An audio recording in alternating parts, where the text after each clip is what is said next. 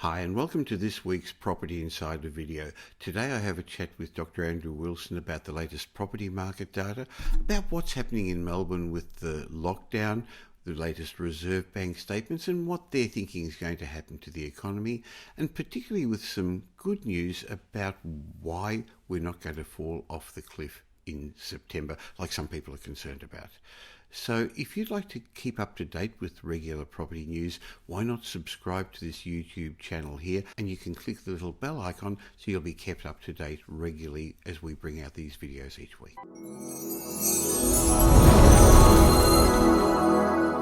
As we continue to work our way through this health crisis that plagues the country, there's lots of discussion about the economy at the moment. Are we recovering, or are we getting deeper into trouble when you see what's happening in some states? At the same time, some businesses are starting to reopen, and suddenly we get the news that Melbourne and Victoria are going to be closing down their businesses again. And there's lots of concern that at the end of September, the current deferral schemes, the government support packages are going to expire and we're going to fall off a financial cliff. So how bad are things going to get? And more importantly, what's happening right now in the market? That's what I'm going to discuss in this week's Property Insider discussion with Australia's leading housing economist, Dr. Andrew Wilson, Chief Economist of My Housing Market. Welcome, Andrew. Thanks very much, Michael. There's lots of concern the government's going to pull the rug out from under us at the end of September and we're going to fall into a fiscal cliff. But there's only just recent news that the banks are going to give us extra support. But before we get into that, let's have a talk about what's happening in the market at the moment. So let's have a look at the data that you've got for us for over the last week.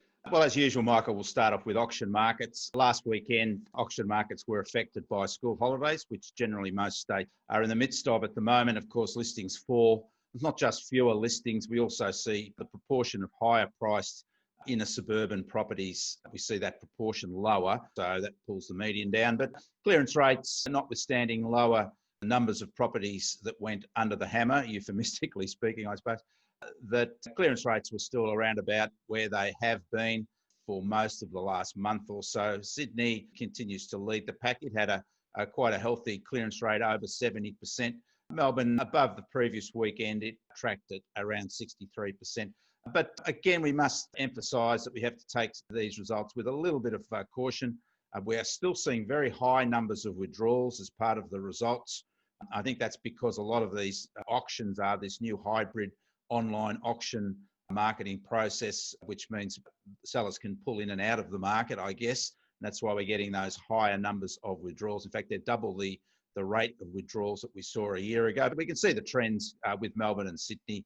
They've stabilised around about that mid-60 to low 70 mark. So look, they're good results for sellers generally. It gives them obviously a positive opportunities for selling their property under the hammer on a weekend. But of course, all bets are off in the sense that we're now going to see auction markets in Melbourne closed for the duration. And that's obviously going to have an impact on results. And we will see, I would suggest, high numbers of withdrawals of those that have listed their property for a traditional auction, as we did see back in April, which pushed those clearance rates to record low levels. But of course, that was a reflection of the methodology rather than the market environment itself. So that's the auction markets, Michael. If we quickly look at new listings coming through, we actually saw new listings nationally. The National New Listings Index, it peaked during the week, the past week. Of course, this is taken on a day-by-day basis over the week. So it's a week to the day, day by day. We saw actually new listings quite robust to the end of last week, but now we're starting to see an easing in new listing numbers. I think that perhaps there's just early signs of confidence in the market from sellers, and I would expect those new listing numbers to fall as a result, not just of the Melbourne reintroduced shutdown, but it also could have some effect on those discretionary sellers who are thinking of putting their properties into the market, just wanting to see things settle down a little bit. But nonetheless, the actual index number for new listings is not far away from the base index number. It's just under 90 at the moment. So there's certainly plenty of stock that's come into the marketplace. Again, a good sign for confidence from sellers. But the one thing we have to start to watch, Michael, going forward is whether new listings start to represent stress sales coming in. And we'll have some measures on that going forward, particularly in perhaps the investor apartment market in Melbourne and Sydney. When we look at the comparison of new listings with the same period last year. Still continues to track at a higher level, Michael, which I think is quite interesting. We actually have more new listings coming into the market compared to the same time last year. When we look at the breakdown of the capital cities, we can see that all capital city markets increased their new listing numbers over the week. It will be interesting to see what happens with Melbourne going forward, so we'll keep an eye on that one. New sales just started to ease a little bit, Michael. So that's the new sales index, which measures new sales coming through on a week-by-week basis. Perhaps that's a sign just of some mid-season pause with the school holidays and the winter market, of course. When we look at the relativity indexes, which compares each of the capital cities in terms of listings and sales, we can see that Melbourne still has the highest comparative level of listings. So Melbourne, compared to Sydney as a base of 100 there, has 14% more listings, new listings coming into the market. However, that is reversed the other way. When we look at new sales, we see Sydney has the highest proportion. It's around 13% higher than Melbourne in terms of sales. So on balance, of course, if we put those together with that index we discussed last week, Michael, which relates new sales or new buyers, new sales to the number of new listings coming through. So yes, it's a sort of a supply and demand balance. We can see that the position, that relative position of Sydney versus Melbourne translates into that better position in terms of the ratio between new listings and new sales. Sydney there at 1.94, Melbourne at 2.56. So what that does is it says that there's 1.94 new listings for every sale. So that tells you, in a sense, how many properties buyers have a choice of in the marketplace. And of course, the more choice buyers have, that is, the more competition there is between sellers for each buyer. That equates to typically downward pressure on prices because there are fewer buyers. If it works in the reverse and we have more buyers than we have listings, that means there's more competition amongst buyers, which typically puts up prices. So a little bit of a supply-demand environment there. We can see Brisbane has the highest number of listings per buyer there at 3, nearly 3, and that providing more choice for buyers, which means that theoretically there's less upward energy or upward pressure on prices. But look, just a sense there, what we need to do, and we will do going forward, Michael, is to drill down into the sub-markets just to see whether it's units or houses, inner city properties or outer suburban properties, which have the most buyer versus new listing ratios. And that can be quite interesting in terms of telling us where the activity, where the competition is in the market, whether it's competition for sellers or whether it's competition for buyers. So I guess we're sort of waiting to see now, Michael, whether the cards are going to fall over the next few weeks in terms of particularly consumer confidence in relation to the Melbourne shutdown. But I think there'll be a short-term hit to confidence as people will be concerned. But there's no doubt that the Melbourne housing market will suffer as a consequence of the shutdown. But I do think other markets will continue to make a steady recovery into spring. Well, as you say, consumer confidence is already dipping a little bit. The last ANZ Roy Morgan Consumer Confidence Index showed a dip again, and that was before the announcement of the lockdown in Melbourne. Having said that, business confidence has been increasing because, again, when it was last measured, it looked like we were getting back to normal.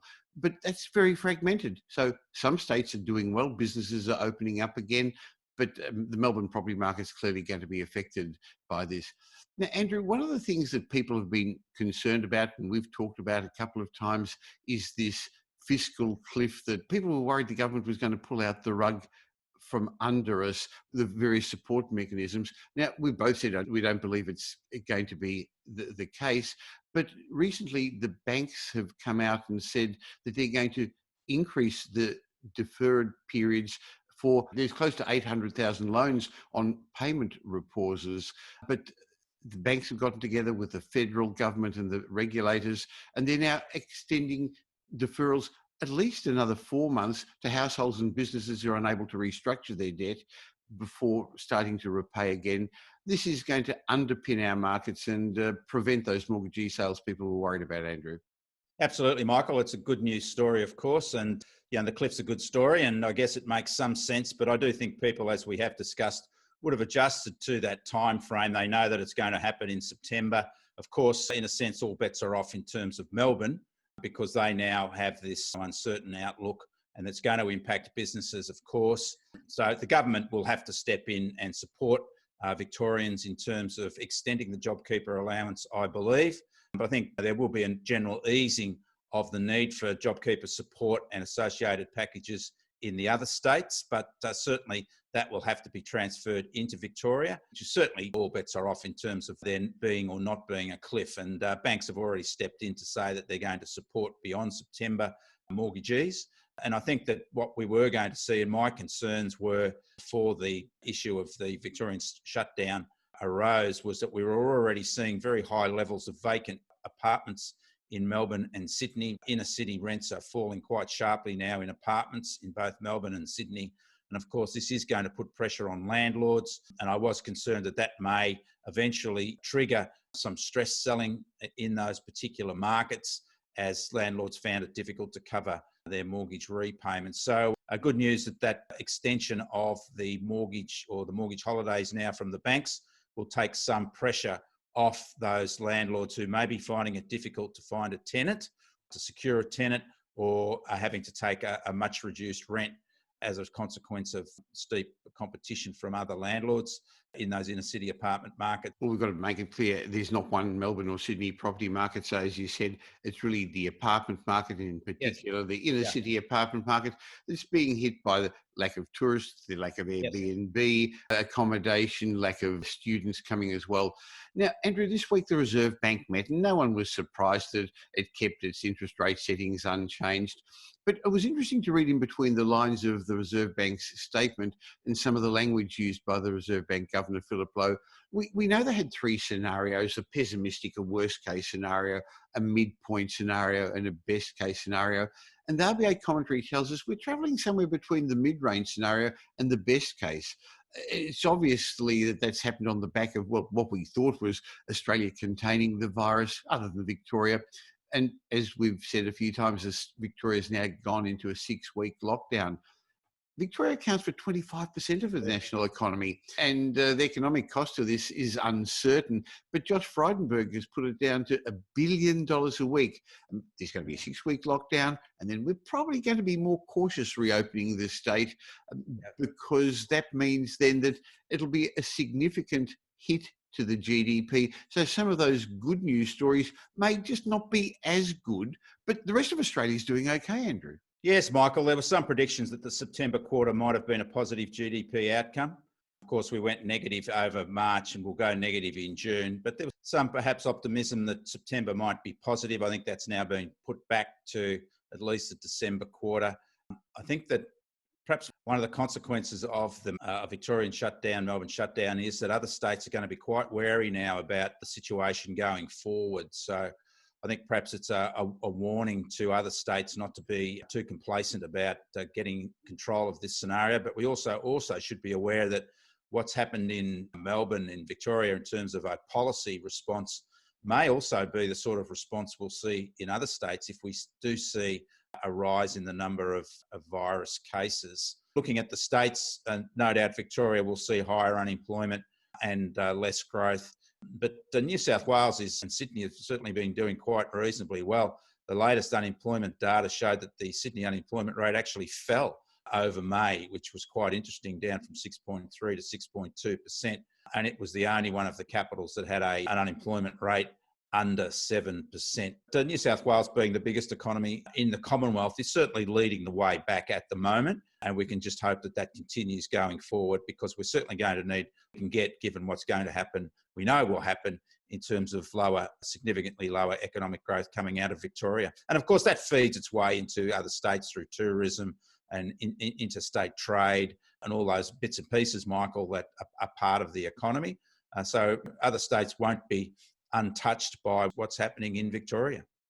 Well, it'll be interesting to see how much new growth we can create to provide jobs for all those people who are now unemployed or underemployed because of the COVID shutdowns.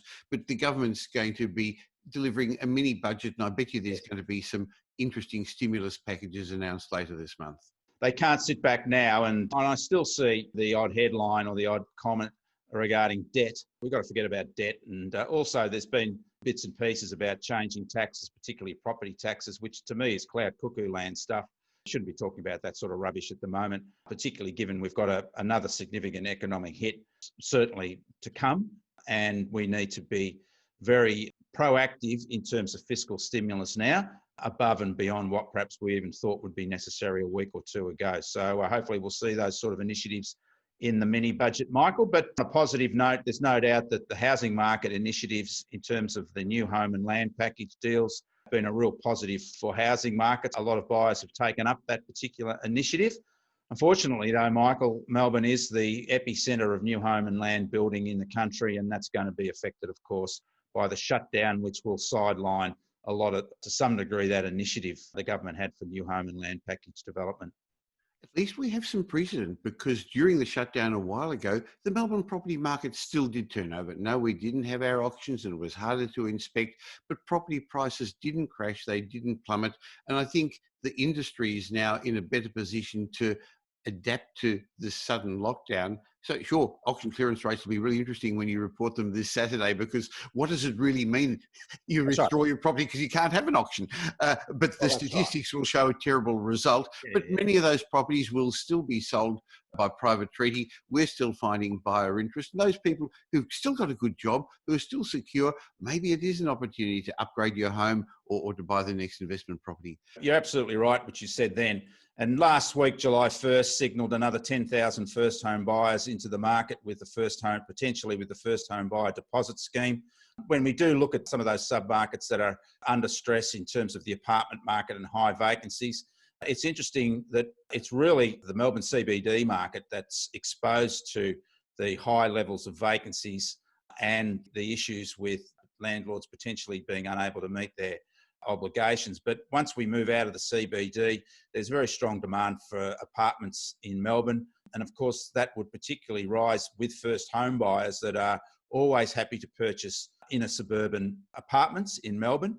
And I think we'll see once again, when we look deeper into the data, that it is very much a mixed environment. And with those first home buyers who have been quite active even through the shutdown period, they'll be even more active, particularly in those popular areas in Melbourne, which I mentioned, which are inner suburban established apartment markets. Interestingly, the investors aren't there to compete with the first home buyers as much. While they're wanting to be there, the banks are giving them a hard time. So first home buyers are taking advantage of that. And that's good, because that's getting them into the market, but it also has the multiplier effect, because first home buyers then buy lots of new furniture, equipment, TVs, and so that's going to grease the wheels of industry in Melbourne. There's always good news somewhere, isn't there, Michael? And we've got to look for it, because if you look for it, you'll find it. Because if you look for bad news, there's lots out there. But we'll be back again next week with, let's hope, some extra good news. Thank you, Michael.